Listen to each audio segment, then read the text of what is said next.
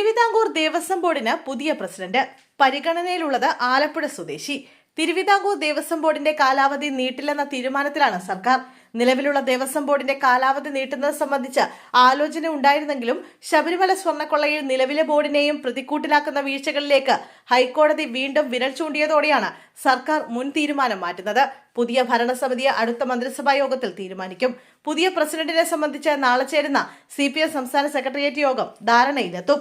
ശബരിമല അയ്യപ്പ സംഗമം അടക്കം നടത്തി വലിയ ഇമേജ് ഉണ്ടാക്കിയെടുത്തെങ്കിലും തൊട്ടു പിന്നാലെയാണ് ശബരിമല സ്വർണ്ണക്കൊള്ള വിവാദം പുറത്തു വന്നത്. മുൻ ദേവസ്വം ബോർഡിന്റെ കാലത്താണ് സ്വർണ്ണക്കൊള്ള നടന്നതെങ്കിലും നിലവിലെ ബോർഡിനെയും പ്രതിക്കൂട്ടിലാക്കുന്ന വീഴ്ചകൾ ഹൈക്കോടതി ചൂണ്ടിക്കാട്ടിയിരുന്നു. ഈ സാഹചര്യത്തിൽ നിലവിലുള്ള ബോർഡിന്റെ കാലാവധി നീട്ടി നൽകുന്നത് വീണ്ടും വിവാദമാകുമെന്ന വിലയിരുത്തൽ ഉണ്ടായതോടെയാണ് പുതിയ ഭാരവാഹികളെ നിയമിക്കാൻ ധാരണയായത്.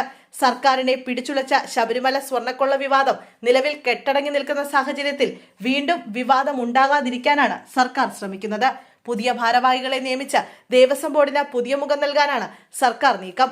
ആലപ്പുഴ സ്വദേശിയാണ് മുഖ്യമായും പ്രസിഡന്റ് സ്ഥാനത്തേക്ക് പരിഗണിക്കുന്നത്. തിരുവിതാംകൂർ ദേവസ്വം ബോർഡ് പ്രസിഡന്റ് സ്ഥാനത്തേക്ക് മുൻ MLA TK ദേവകുമാറിനെ പരിഗണിക്കുന്നതായാണ് റിപ്പോർട്ട്. നിലവിൽ കയർഫെഡ് ചെയർമാനാണ് അദ്ദേഹം.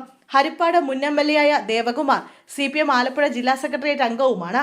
മുൻ MP A സമ്പത്തിന്റെ പേരും ദേവസ്വം ബോർഡ് പ്രസിഡന്റ് സ്ഥാനത്തേക്ക് പറഞ്ഞു കേൾക്കുന്നുണ്ട്. എന്നാൽ കൂടുതൽ സാധ്യത TK ദേവകുമാറിനാണ്. കാലാവധി കഴിയുന്ന അജികുമാറിന് പകരം CPI പ്രതിനിധിയായി വിളപ്പിൽ രാധാകൃഷ്ണൻ ദേവസ്വം ബോർഡ് അംഗമായേക്കുമെന്നും സൂചനയുണ്ട്. എന്നാൽ ഇത് സംബന്ധിച്ച് ഔദ്യോഗിക പ്രഖ്യാപനം CPI നടത്തിയിട്ടില്ല.